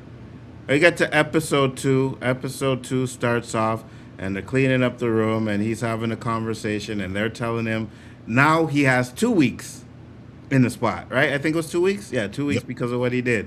Yeah, it's 2 weeks. Where's my lawyer? Facts. She's telling him he needs to comply, and that's the only way he's going to get out there. We see Coffee. He's making his phone call, and I guess he has a phone book, and he's trying to call anybody that will listen to about what's going on in the situation. Now, question with the phones. You think Man in these yellow phones, calling him. you know what I'm saying? Do you think these phones will actually reach out to somebody? Nope. When you hear the person like answering back, you obviously know that he's made several of these phone calls before. But I'm like, there is no way that he's really calling the mayor's office or whoever. He's obviously Exactly. calling people up. I'm like, that is somebody. I didn't think it was Scotch tape, but I'm like, that is somebody, either the entity or somebody else that is definitely not Yes. letting those phone calls get out. There's no fucking way that phone call 100%. made it out of that building. 100%. Which would make sense as to why, and again, we're gonna have that conversation when it comes up. But Marisol, right? It doesn't seem like she's looking for him, right? He making phone calls out there. He getting answering machines all the time, right? So are those really answer machines that he's talking to, or is he talking to the entity making him think that he's talking to the answer machines? I think And he's talking to the answer machine because you know what? You know, it's not that he just did what he did. He also spent $4,000 before he got out there. So he ain't bring the home. Can you imagine now? You being with a girl, right? You didn't bring your paycheck home. You spent $4,000, right? You got arrested. You think she gonna answer you when she got a kid? Man, you messed up. That's why you don't call her. That's not who you call. Well, it shouldn't have been the first person he called, but you know, And then you waste all the time not telling where you are. I've seen chicks stay with murderers, so you know what I'm saying. Like, I could see it doing that, but I don't think their calls are getting through. I really don't think their calls are getting through. Just like I don't think, and I'll say it now, I don't think that was her that was sitting in the chair that he was talking to. I don't think she was there. Right. I don't think she was there. What are your thoughts, Jen? I agree with you. I thought it was a hallucination that he was seeing her and kind of arguing by himself because we see him by himself and there's no other interaction.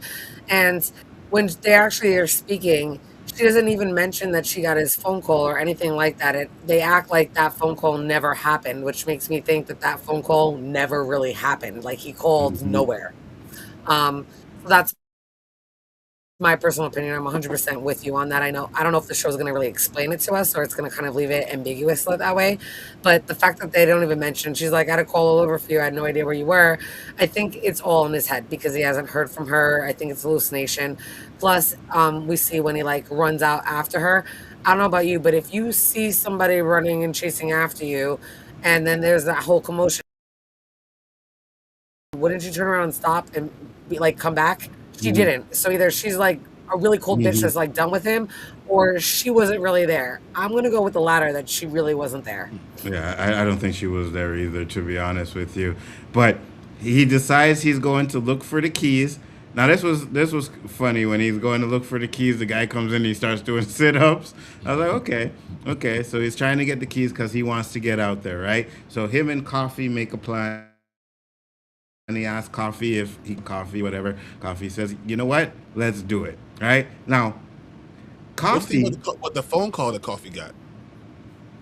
Yeah, the phone call right after he makes the phone, like he I was calls I was just about to say that now Coffee has got a call that told him that if he gets out, the entity is going to kill Coffee. So I always was like, okay, Coffee is. I don't know because he says he put his life on the line. He said even after the phone call, right? He said I even trust you after the phone call. So I think Coffee was actually really trying to help him out there, but I think they all know that they're not gonna get out no matter what he does. You know what I mean? But that's my thought. What do you guys think? I agree. I think Coffee ain't got nothing else to do with this time, so he's like, whatever, I'll help you, but I'm pretty sure none of these phone calls are getting out and it's not really working. It was interesting though when he's like, I need $8.25 in quarters, because he really for a moment thought that if he calls the president, the president would actually do something. All right. He's like, the president doesn't know what's going on. And Pepper kind of laughs at him, and it's in the scene here.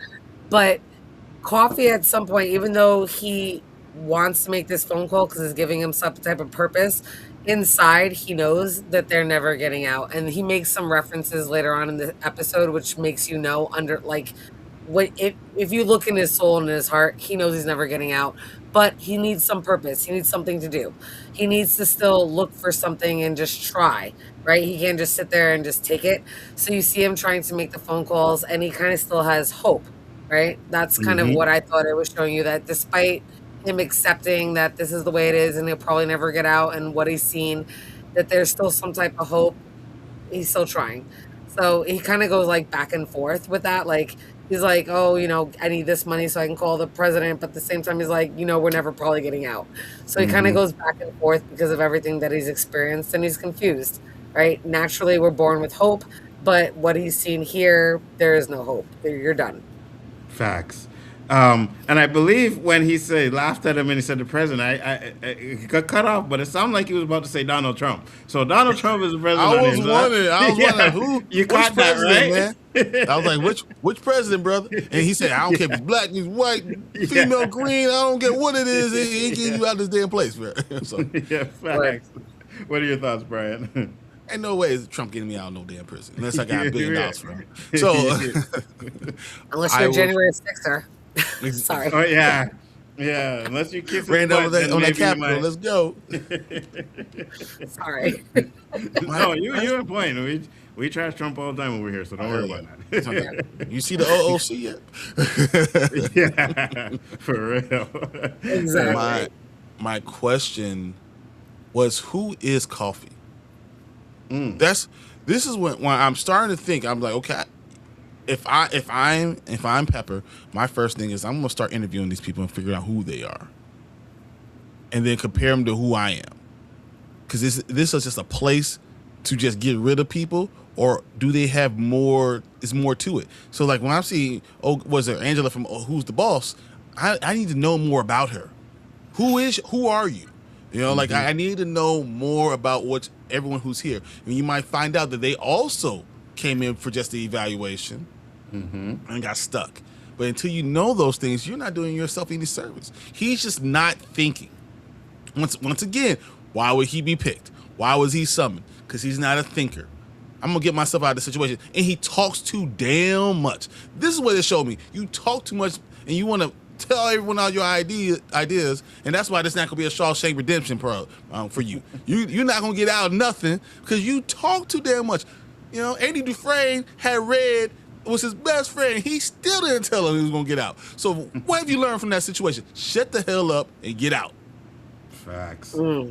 Now, the mouse, the rat, I'll call it. First off, I tell you this, I'd probably starve in that place because there's no way I am eating any of that food. That shit looked nasty, bro. I was like, oh no. Can we sneak me in something? Like, I would rather eat freaking KFC before I touch any of that food, right? But the rat jumps on this food, and then he chases the rat down and stomps it out, kills it. Now, do you think this rat had any significance, or it was just a rat? I do. Go ahead. I do think it had significance because at the point when it fell through the roof, even though, we see that hole in the roof, he's talking about like, nothing's going to, I'm getting out and I'm telling you. So it made me think like Coffee might be a rat, or it might just be symbolic that whatever is evil is going to make sure and sabotage whatever escape plan he has because it can hear him. Right? Because if it's omniscient and it can hear him. So I'm like, it can have a double play. We really kind of don't know yet. And I kind of like that. And going back to Dory really quick, her character is so mysterious, right? She winds up getting the keys that we're going to see later on in the episode. But the keys were lost. And the last thing we see, right, is when he finally takes the drugs and he's falling down. He sees the keys underneath the bench, which is why he sees it. And he sees something snatch it through the vent. And he's like looking at it like, what the fuck? Like, because that's like impossible, right? What could have snatched it? So if that was true and that wasn't a hallucination and he really did see the keys under that bench, like get pulled through the vent, and we know Dory was somewhere in the background. And now here we have the next episode where we find out that Dory actually has the keys. It makes you wonder if, because Dory also knows Dr. Walter, even though he's been dead for a long time, it makes you wonder how long Dory's been there and what her actual role there is. Because she's the one that tells him, "You've been summoned. I can tell why he likes you." Like, she actually has like intimate knowledge of whatever this like malevolent entity is, whatever it is. She has knowledge of it intimately, more so than everybody else. And the fact that she had the keys afterwards, I was like, is she controlling the entity? Is she the like the entity, like kind of like the Maniel, like she's taking form? I like she's got a really weird like role, because you kind of don't know what she's doing. Is she helping? Is she hindering? Is she manipulating? Is she in cahoots? Like, what exactly is her role? And that really like hits home when you see that she's got the keys and all she cares about is a storage unit, which I know we'll get to later. But that's like her character is real questionable, and I love that it's Angela from Who's the Boss. I love her. Me too, 100%. Now, question: do you think it's possible? Because you said something about her being like a shape like the man or something like that. Do you think it's possible that there are other entities in this place that are not like what I mean? Like her, for example, some sort of entity, or maybe the black nurse. She could be some sort of entity. I don't think the black guy because he's questioning too much, and the Asian Right. woman. I'm sorry, I forgot their names, but I don't think her either. Josephine and Scotch Josephine. Tape. Yeah. Yeah, because they asking too much questions. So I don't think them, right? But I think it's Right. possible that there could be other entities in there that are maybe aiding the big entity or something like that. I don't know. What are your thoughts on that? I First, I want actually. to Go first I ahead. want to talk about that rat, because Hmm.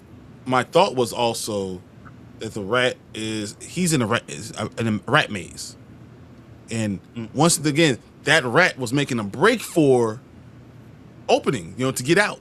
Hmm. He got Mm. stomped out. So I think this is more of a kind of getting like foreshadowing what's going to happen. He's going to get to a point where he might be able to get out, and they're going to squash him, and they're going to stomp him out just the same exact way. It's I funny you like say that. that. I do too. I also think it was part of because we talked about his impulsiveness and his aggression at the beginning, right? I think that has a lot to do with it too, to show that he's still impulsive, right? He's still making these dumb decisions because there's no reason to stomp out the rat like that. And it's on his file. They say he's an aggressive, Yes, abrasive person. yes, So now yes. you've created a file, though you didn't have anything from before. You've given them enough information to be One able to say, hundred "I'm going to percent. hold you for forever." Forever, exactly, one hundred Word. percent. And it could be a possibility that the entity knows this, right? Because it likes him, feels him, so it knew he was going to do something like that, which is going to make him look bad in the eyes of everybody else in that place. But yeah, but your thoughts on the entity part, Brian? I don't think it's multiple entities. I think the entity could be multiple people, or even play into multiple people, or someone's dead. So Dory could have been already dead or deceased, and the other doctor's playing into, because he's actually uh, putting up the altar for the first doctor. So I could see that he's part of the plan. CCH Pounder could be someone who's complicit because she knows if she doesn't, they'll snatch her in, and everyone else is kind of just trying to do their job and trying to stay, get a better life, whatever it is. You saw the nurse say, "Hey, I gotta get my money." And whatever they hold my money. I can't give this much money because they took money out of my paycheck. So that that she's connected to the outside. We know that Scotch Tape is connected to the outside because he's trying to be a physical therapist, and this is the only way that he'll get his hours. That all those people are connected. Everyone else never talks about being just not connected to this actually place. So I wonder about the doctor who's reading all the books. How he left, but we didn't really see him leave because he was there the next morning in the same damn clothes. So Mhm. is it really a doctor there? Exactly. Or is it an Yep. entity there, right? Yeah, But there. and Exactly. even though because I know they'll say, well, the entity it had, conversation with the police and stuff like that. But I could see that problem, right? I could see that happening, right? Once you step in through those doors, anything is possible to where the entity can pretend to be certain things, manipulate stuff, and I could see that as well. I also think that this part here, because this is the part I think they're talking about the keys, right? And Coffee's telling him that she lost the keys, and they're taking money from her paycheck, and you could be nice and give her the keys. I think that was a test for him. You know what I mean? Yes. Like if you give back the keys, maybe certain things happen in a different way. But of course, it showed his selfishness that he didn't do it, and that's probably why the entity really likes him, because he's that selfish type of hatred person. You know what I mean? Like even though he Yes. tries to be good, you're still selfish. You know? Right. So I think. What do you think? Fire. Go ahead. I fire 100% agree with you. It all depends on your intentions, right? Even though Mm-hmm. you're doing something good, if your intentions is so that it can benefit you, then it really isn't something good, right? It's something manipulative. And he always constantly hides behind his good intentions, but the alternative motive behind his good intentions It's is selfish. where it really shows his selfishness. And I agree with you 1000% that it was definitely a test. And even though in my opinion, he made the wrong decision, he still lost. Even Yes. though he thought it would benefit him, he still Yeah. lost.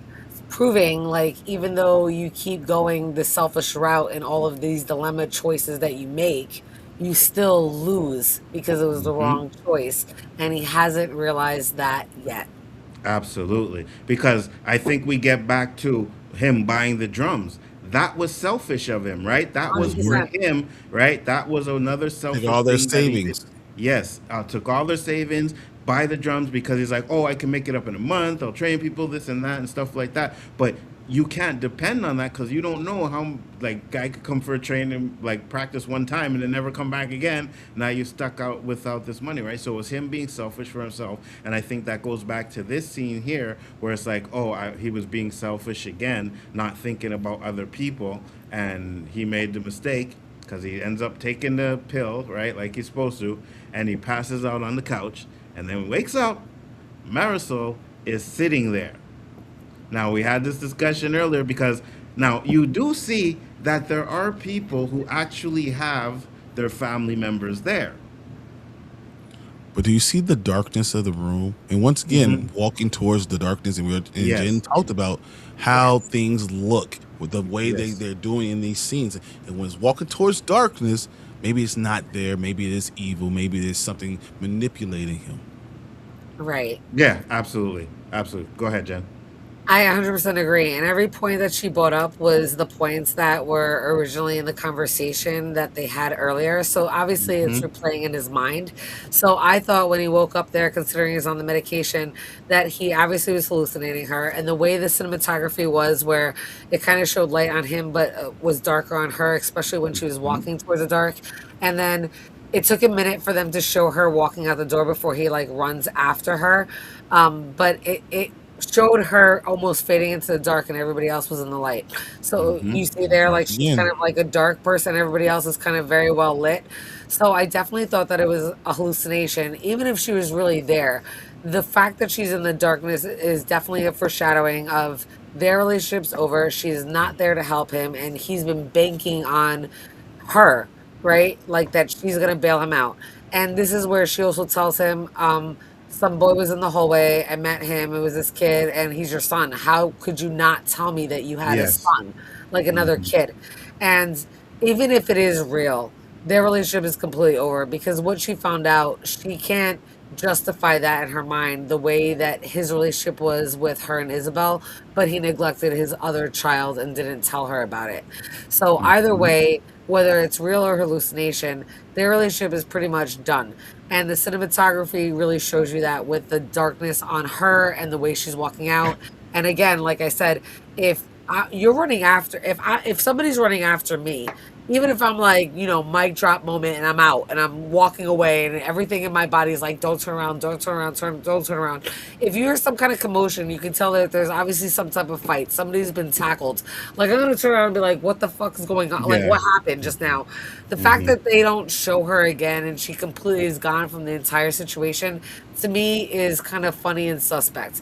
So either she was real and she's really cold and walked out, or it was a complete hallucination because the way they react, they don't ever mention that he was running Her. after somebody. Yes. The way they make it sound was like he just had like a psychotic episode and got He up was and ran. running to knock over. Yep. Right, like he was trying to escape, which Yes. makes me think even more that she was a complete hallucination. And obviously, in and out of the drugs while he's in and out of the state, he's sitting there thinking and replaying the last moments of when he was free. And that was that he fucked up. He bought these drums that he never talked to her about. Now she's going to be worried about rent, feeding her kid. Like he never had this conversation with her. He thought he'd be able to like come home and have it later. That never happened. So clearly that's weighing on his mind, and that's like the underlining like issue that he's having right now mentally. So whether this situation is real or not, and again, I think it's a hallucination, but even if it is real, it completely shows what his bad luck is and his fortune. No matter how much he tries to do good or what he thinks is good, it's always going to backfire because it's never the right decision and the right thing he does. And he doesn't really understand that because in his mind, he was doing something good. And that's the cycle he's going to keep repeating. Even though he's making bad decision, he thinks he's doing something good, but he's going to get fucked over for it and never understand and then become impulsive, irrational, and hostile and agitated. And it's going to make it the situation even worse. And that's exactly what we've seen happen between the first two episodes. And you are absolutely correct too, because the minute the black eyed pepper bear grabs him, right? He says, "Oh, it's not going to be that easy." So it's obviously that they think he was trying to escape and not chasing after somebody, right? And And Scotch you tape know, thought that he was going to be able to Scotch stay, tape. That's trying to it. get Thank around. you. Yeah, so he thought he was going to escape, right? And that's why he says, it's not going to be that easy. So I'm right there with you. I don't think it was her there. But Brian, did you have any thoughts? You think it's her? Or? No, yeah. And the more you guys talk about it, the more I realize it's probably not her, and that he just continues to make dumb ass decisions. But I will tell you this: there's no one about to jump on me and punch me 4 times in the face. And that little girl too, right? I know. Yeah, I'm like, But whoa, let's chalk bro. it. Let's chalk it up to him still being on the drugs, though. Dude, all I right? could be with one eyes closed, with one hand tied behind my back. You're not going to just hit me in the Yeah. face. Yeah, With both my hands still out, he ain't try to dodge. That nothing, bro. Come on, man. You ain't You from see. Queens. You ain't from Queens. Come on, man. Let's stop this. I smoke every day, you know what I mean? And the thing, like, my weed is with hash, and, I put, like, keef on it, sometimes hash oil and stuff like that. So it would be hard for any drugs to affect me like it affected him. You know what I mean? So Word. I'm just like, yeah, no, no. Can I get some more, please? You want to give me another one of those kind of things? But they ended up chaining him up. And this, oh my, I would go crazy if I was chained up like this. But Word. not the fact that he was just chained up like this. We got some arms that Bro, come from the you ceiling. didn't get out. Look, first off, you didn't move the damn bed, right? I would have moved the bed. Like, no, I'm not going to be sitting above this tile that's open. What are we doing here? No, this is Right. not happening. Come on, man. Me and Coffee would have had to switch beds. I'm like, hey, I'm bigger than you. You sitting over there, little guy. That's what's happening. Yeah. This is Yeah, not 100%. happening to me. You're not going to let this stuff happen. And you see those arms, man. Look. I'm making a knife. That's what I'm gonna be doing in my off time. I'm chiseling something. And I'm going to be stabbing something. You're not gonna just do this Yeah. to me. This That this actually- thing. Oh, Yeah, go sorry. ahead. No, go That ahead. actually that actually bothered me when Scott Shape actually finally came and like took him out of the chains because he knew that it was wrong. Like he didn't even say anything about the entire situation. Doesn't complain. Doesn't move his bed. Even if you don't want to say anything and cause a problem, like find another ceiling tile to replace that shit. Get it out. Like move your bed. Do something. He like just gets up and walks away from it. I'm like, bro, you gotta help yourself. Like do something. Like why? Like you just took it and didn't say anything. Doesn't tell anybody anything. And I'm like, oh God, here we are like from. They don't fucking talk. They don't communicate. Exactly. Like say something. Because there is no way. So first off, even if I didn't, like, this is my first night there, I'm still not comfortable sleeping with a hole over my head like that. It's just not happening. I'm moving to bed 100%. Now I find out that I see a dead body, something drops from the ceiling, and most of the things are coming from like the walls or the ceiling. Yeah, there's no fucking way that bed's moving. I'd have that bed in the I don't corner. care if it's just a rat. I'll be like, Bro. I'm not gonna sit up here and the rat Yeah, gonna jump on me. yeah, while yeah, I'm sleeping. 100%. This is Yeah, not 100%. happening. Yeah, Word. 100%. There's no way I'm sleeping underneath that hole. But he does, and these arms come down, and they grab him, And it looks like they're trying to pull him up because he's chained up. They can't really do it, but we end up seeing that it does bruise him, and they tell him not to say anything because they'll say he did it himself. And he's like, but I was chained up, you know what I mean? Which is kind of messed up because the guy at the beginning, they kind of said he did it to himself too as well, right?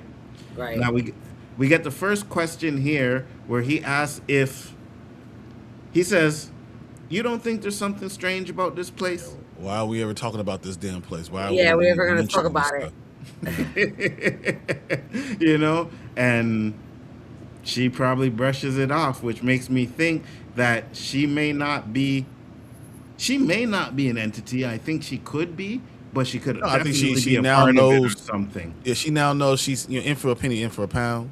Yeah, At this point, yeah. And I also think she like deflects. Besides like whatever, but she also deflects like to save him. Like if you keep talking about it, and she Yes. can't tell him, but she's like, if you keep talking about it, like you get got. Like you need to be quiet. Like shut up and comply. And I Yes. think that's like the whole point. So she definitely deflects and doesn't talk about it and kind of like brushes it off, like you said.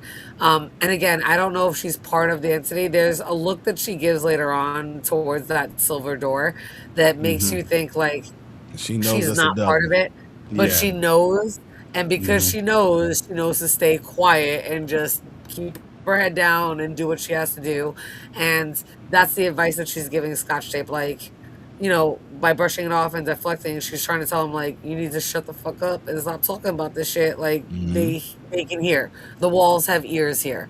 And she doesn't say that, but you can kind of tell by the way, like, her attitude is and the way she kind of brushes it off. She's like, it is what it is. We're just going to keep going for another day. And he's like, okay. So I guess we're never talking about it. And she's like, you know, she keeps just randomly talking. And I think it's partly to protect him. I agree. And I probably agree. herself. I agree, 100%. We see the doctor. He looks on his desk, and boom, there's the cop's badge here. Now we don't. You see don't anything question with- it. You don't Huh? question either. He looks at it. He's like, oh, Yeah. Again, Yeah, he knows. yeah, he knows too, right? Now, again, this is what I said, and I think because we'll show the trailer for the next episode, but again, but I'm like, yeah, that cop's been gone a long time. Nobody's really came to check on him yet. You know what I mean? Like, wait, what are we doing here? Like, his what, partners left out there and didn't say nothing. Where did he go? Nothing. You know what I mean? Yeah, bro. That's kind of funny to me, you know? But I think Jen said in the next trailer we find out that the cops do come back. So we'll see what happens then. But this is the part you're talking about where she looks at the door and she kind of looks at it in a way that's kind of like, yeah, I ain't going nowhere near that fucking door. You know what I mean? She a black woman. She a black woman that no, I'm gonna stay away from here. This Once again, another person who don't turn their back on things. I can know what's going on. I'm not gonna turn my back on you, bro. I quit. I don't care how much money you give me. I quit. My first day, I quit. Wait a minute. What's going on I here? wouldn't quit. I just wouldn't come back.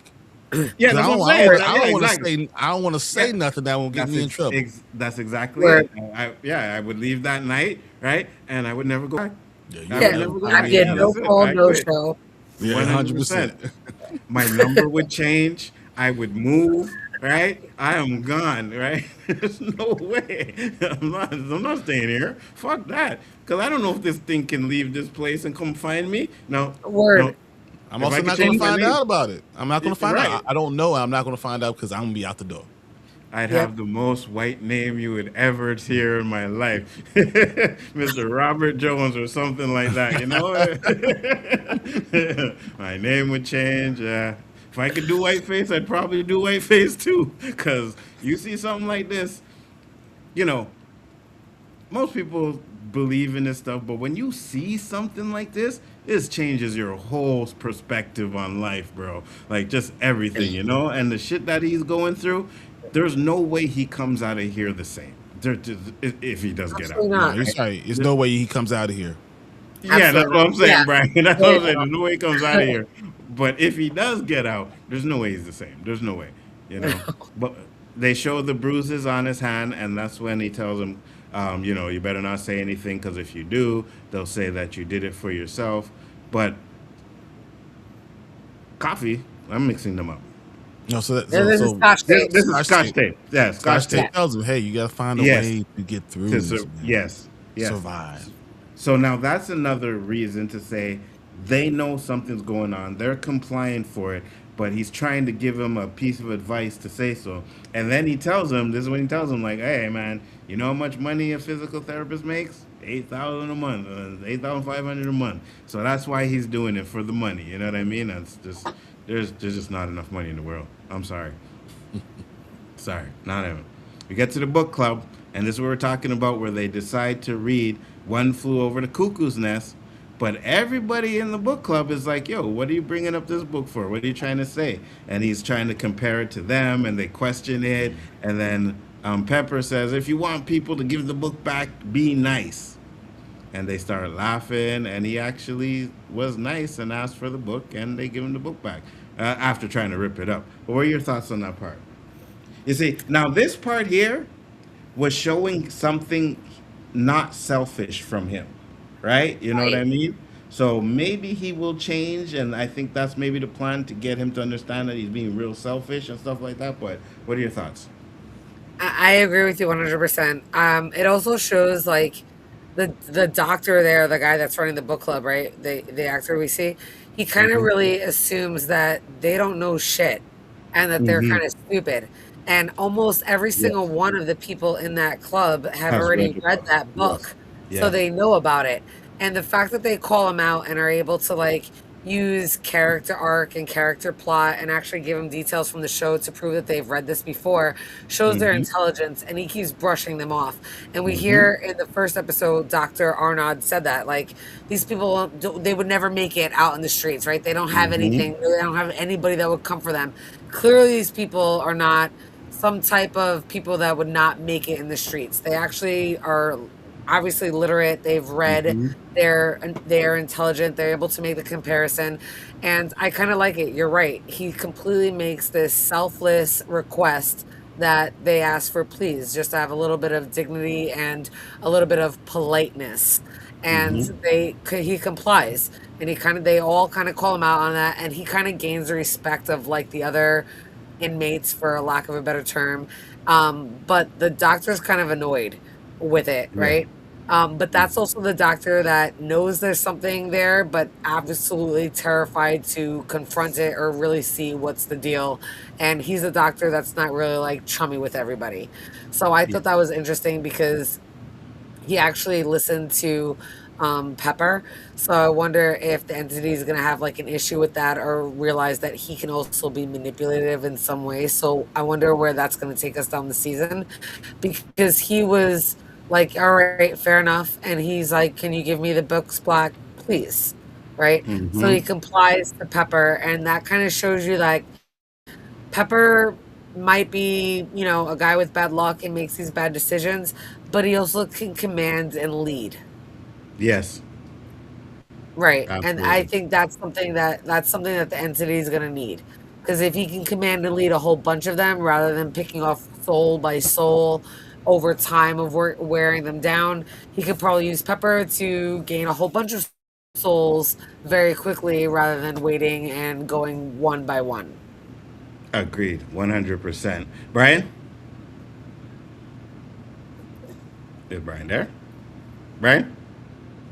Oh, looks like Brian got kicked out.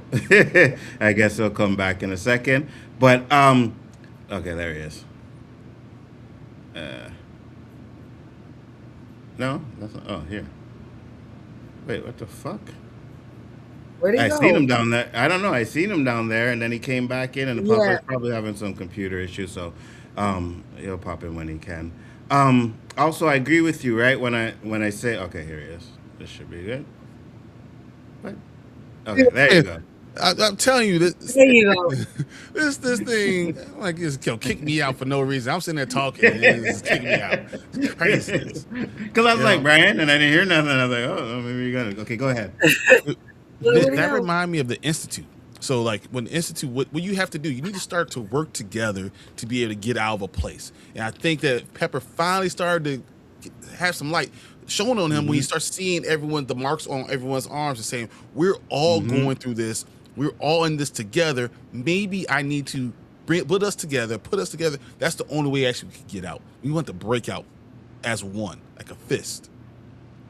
Absolutely, 100%. Um, 100. he just definitely needs to change his attitude, right? And I think if he becomes more selfless, then that may help them finding answers or whatever. But we find out that she has the keys, and she takes him to the storage room, but she's telling him not to say anything because it's listening. So she's giving him a lot of details about this place and what it's like. And I was going to say this earlier, where I said earlier in the stream before, where none of these people seem like they're crazy, right? Like, you go watch other movies with crazy people, you're like, ah, that was crazy. You know what I mean? None of these people seem like they're crazy. They all seem like they were, They've like been Brian made said, crazy. exactly. Like, they were normal people like Pepper before they got there. And of course, if you're in an asylum for so long, you're bound to go crazy. You know what I mean? Exactly. So, yeah, I agree Right. with that. What are your thoughts? So, And this is yeah, the go part ahead. where Hmm. I'm sorry. Yeah, No, go this ahead. is the part where Dory asks him, "Have you heard about the American buffalo?" And Yes. this story that he tells him was so interesting, right? Hmm. Because you're listening to her and she almost sounds like she's crazy, but she keeps giving like her hand there, Hmm. like wait for it, like wait for the mic drop, like wait for the punchline, right? So she talks about, and she's kind of long-winded about it, which shows that you have to have patience. There's got like you have to have patience, and I Hmm. think she does that on purpose. She could have told him this point much quicker, but she tells it to him on Yes. purpose, and we see it's because Scotch tape's got to get out of that one room, but she needs to like grab his attention and get him to kind of understand. And by the time she actually hits him with the whole story, he finally gets it. So she tells him Hmm. about the American buffalo and how for years they were roaming, the earth, and then they became big business when the European settlers arrived because they started like taking trains and picking them off, and they weren't even hunting them. But then they devised a plan to like mass kill them, like kill them off in Hmm. masses. So they would Hmm. drive them to the edge of a cliff and watch them like fall off the cliff.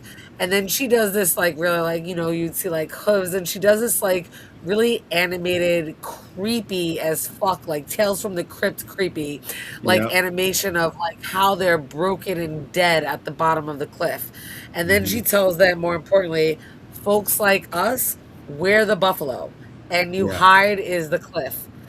So it then leads you to assume, because she talks about the unholy trinity right before that, where Hmm. Dr. Walter is the father, Yep. whatever's behind that silver door is the son. Hmm. And they're obviously doing, it made you to believe that they're the ones that are obviously doing the pushing, right? To push you Yes. off that cliff.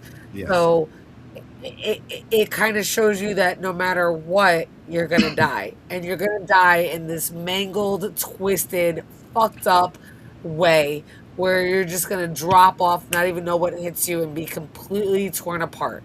And that kind of brings us back to the very beginning of the very first episode where this guy, it looks like he tore himself apart. So if you Hmm. know that you're about to go off the edge and you know that this is all you have, you can see yourself mentally or physically tearing yourself apart, being that it's the very end and you're seeing all this crazy shit. So I kind of really liked that, and I tied it back to, like I said, that very first scene with whatever Mr. Brahm, whatever the guy that whatever that patient that was dead. So I kind Hmm. of liked it, and I loved that story and that analogy, and that's definitely something that I'm going to keep in the back of my head as I watch the next couple episodes as we get all the way through episode 6, because I feel like that story is definitely like the theme behind what we're seeing. I like that. I like that. Brian, your thoughts?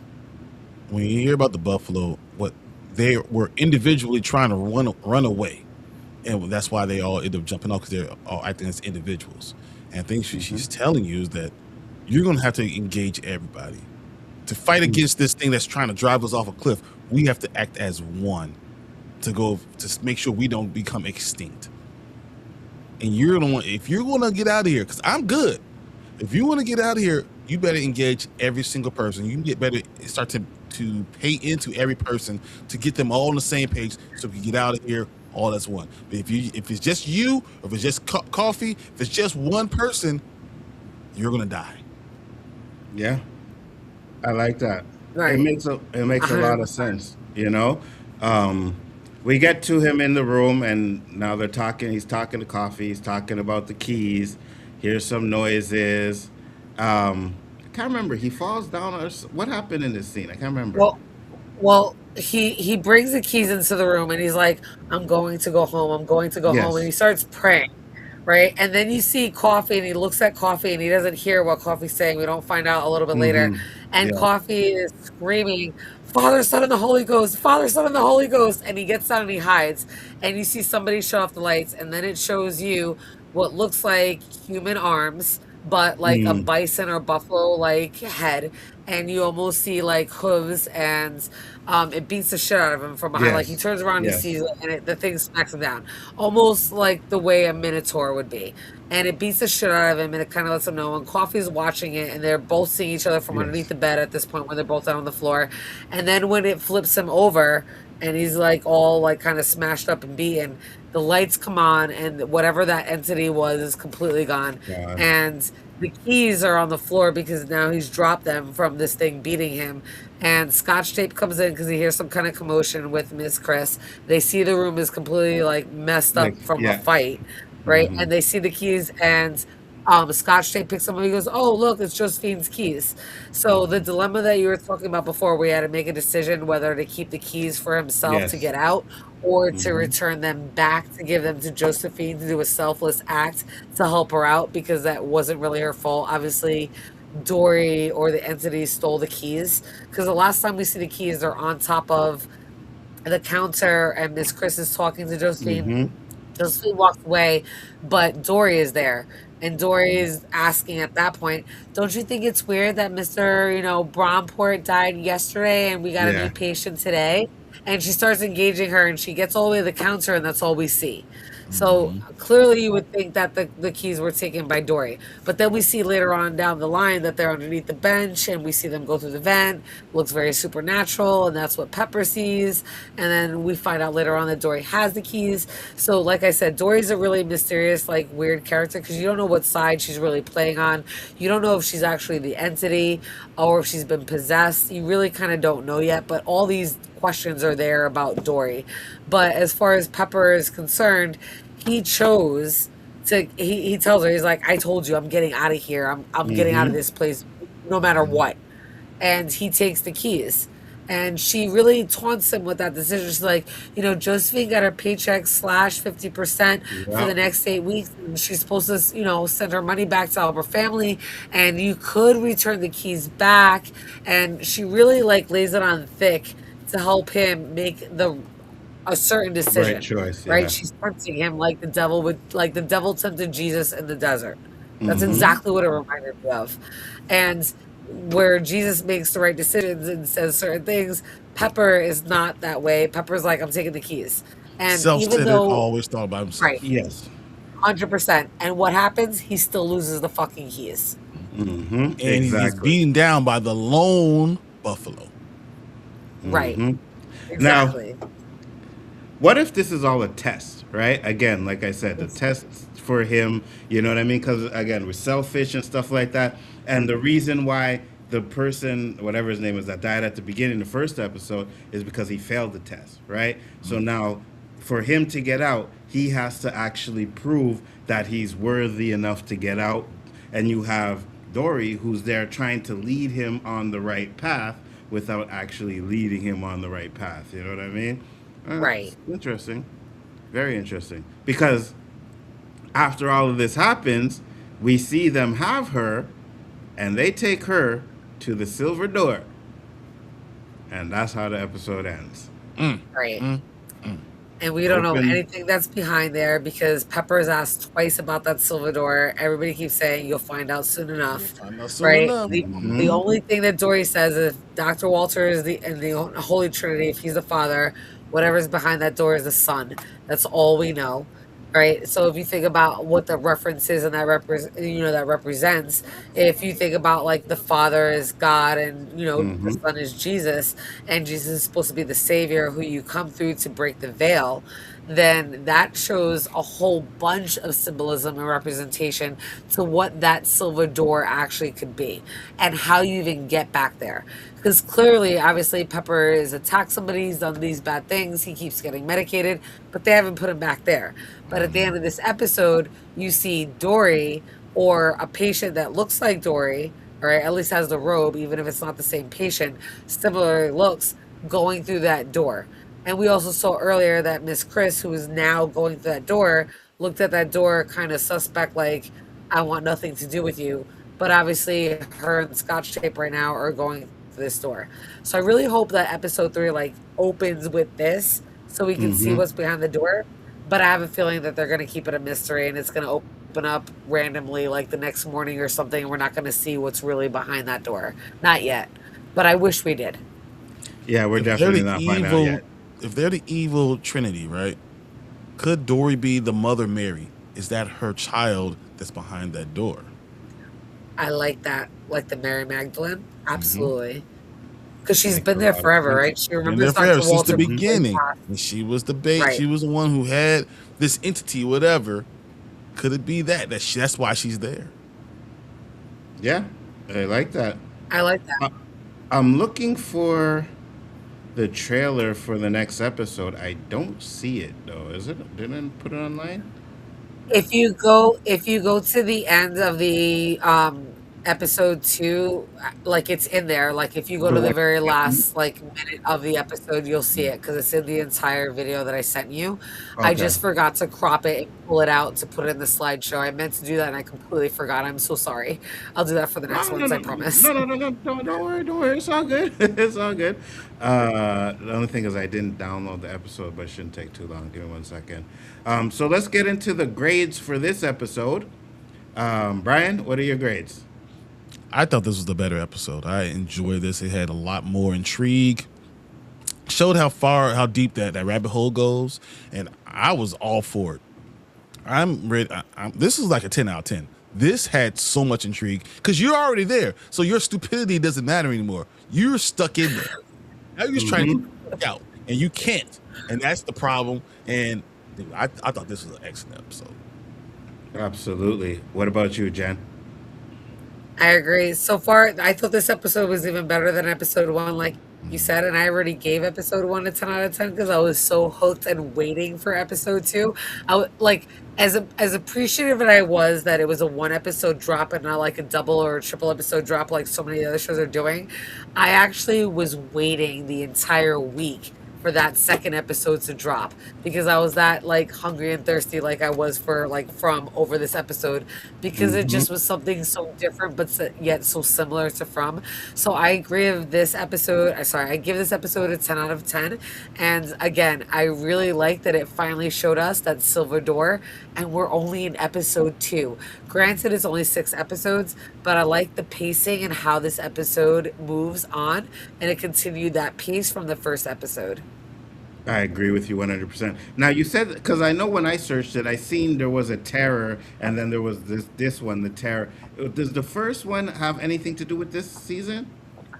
No, not at all. Nothing at all? They're Okay. separate books. It's just the same kind of horror, sci-fi, supernatural theme that runs between the different books and the anthologies, but each book is completely separate. Okay, I got you. So they won't connect it to any type of way. You don't think, right? No. Okay, cool. It's just the only connection is the terror. So each terror would be like its own cryptic demonic entity that it's just focusing on for the series and for the book. The same thing with the book. Each I got terror you. book was its own entity and its own separate thing, but it was still a terror or demonic spirit. So each season is going to play off of a different book. So this has nothing to do with number 1 except for that evil entity. This what we're trying to figure out is a terror, and that's it. It's just framed as a terror. Okay, guys. The reason why I asked because I don't know if you ever seen the series Them. You remember that Yes. series on Them? The Yeah. first one was like in the past, and then the second one came up, and it looked like it was going to be something totally different, but they ended up connecting it in some sort of way. So that's what I thought they might be doing with this one. But if I don't have to go back and watch the first season, then I'm good. You said it wasn't like that a- good either, right? Like an American Horror Story. You know how like those are 100%. anthologies and Yeah. they're separate in each one. So, Yeah. All right, I think I have it here. Let's see if we can find it. You guys can hear it? Yes. We're good. to talk about Pepper and what happened to him. It's time for book club. You know what happened to me. Everybody in here has been through it. What are they covering up? Comply or you die. None of this is okay. We're leaving. But once you're here, I will fight to keep you. One way or another. Ooh. He's gonna think he got out. He's gonna figure he got out. He's gonna still be there. Oh, that would be interesting. Yes. It's like the last episode, it looks like he's getting out, and then we find out that he's not really out. He's still in there, stuck in some kind of like, like his mind state or something like that. That would be fucking interesting. And this trailer looks fire too, right? It does.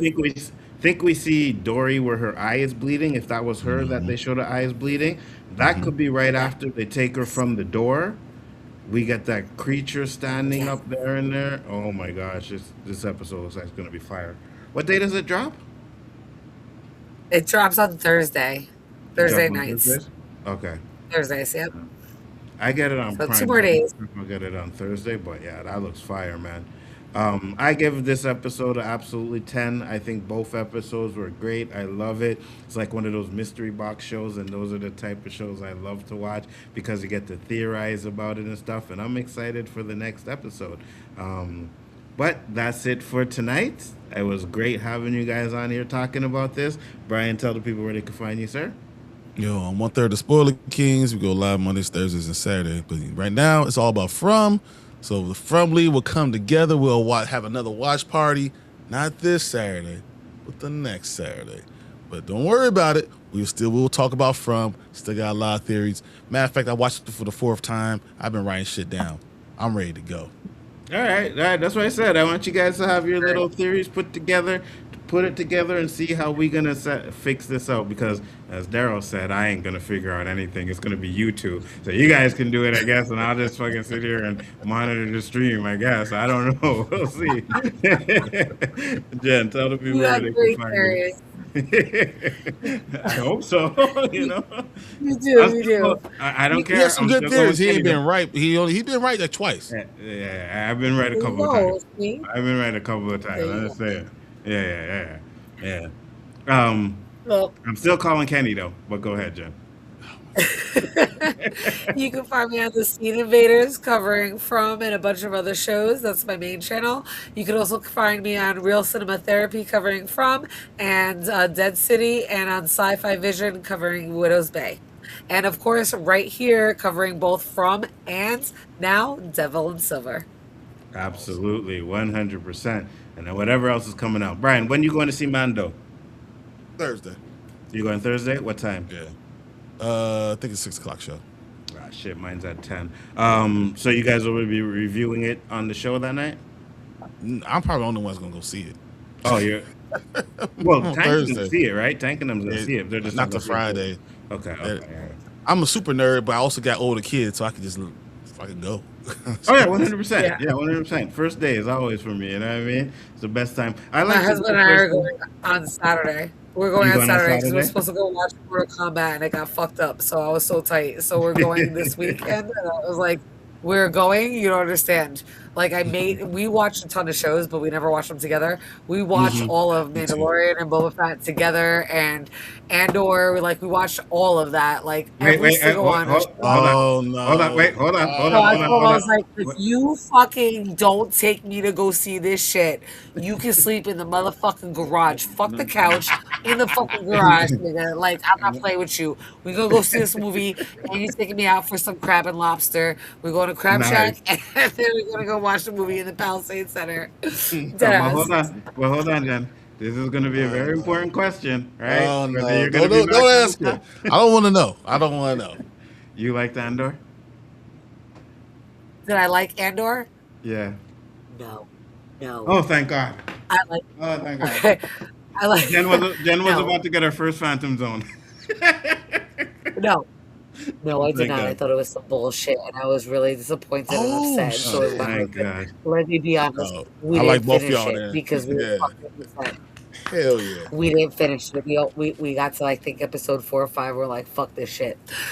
But that's besides what. But see, Not my well. husband swears. He's also My too. husband swears if I die, he gonna get with Rosario Dawson. I don't think that's ever gonna happen with his Jamaican ass. But I Oh, thought nice. I like that series way the fuck better than Andor. That's for damn sure. Ahsoka? Yeah, for sure. 100%. Andor was Hey, trash. Rosario Yeah, I would say Dawson is. Ahsoka. Rosario Dawson Yeah, you got way good taste, fucking man. better than Andor. And Yes. not for nothing, I could be female crushing on her. I'm just saying. I don't swing that I'm way, just but saying, for look, Rosario Yes. Dawson in my Rosario Dawson could come on Yeah. and join this. We got a thruple. Let's get Oh, yeah, get it 100%. going. 100%. You ain't 100%. got to worry about nothing. Come Yeah, on, 100%. I got you. You ain't got Yeah, to worry. You ain't worried that's about my nothing husband's else. hall pass, and I'm all about it. That's the hall pass, and I'm all about it. Might even have to um, jump in. okay, good. Are you guys gamers over there too? Not as of late. We want to be, but we used to be. But now we've been too busy. We've been too busy. Last thing we used to play, like I'm a huge God of War fan. Oh, God of War's fire. Saints Row, GT5. Like I haven't been playing shit in a long time.